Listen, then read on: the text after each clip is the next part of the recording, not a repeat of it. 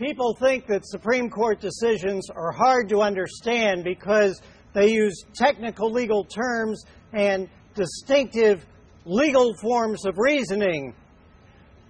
Well, it's true they use technical legal terms, but you can look them up.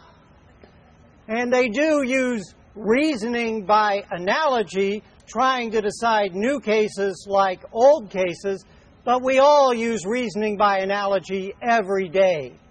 The reason Supreme Court decisions can be hard to understand is that they are products of a political institution with many goals and many constituencies. As a judicial political institution, the Supreme Court does try to decide cases consistent with precedent and with good legal reasoning.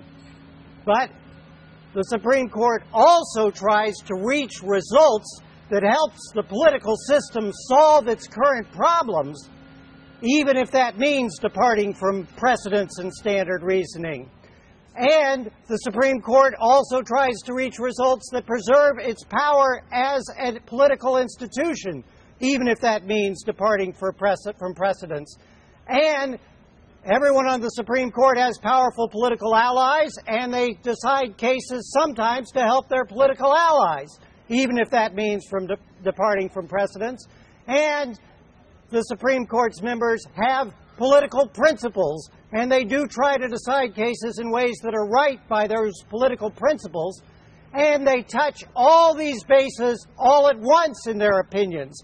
All at once, they're trying to conform to precedent, meet the needs of the political system, preserve the power of the judiciary as an institution, help their political allies, and do the right thing according to their political principles.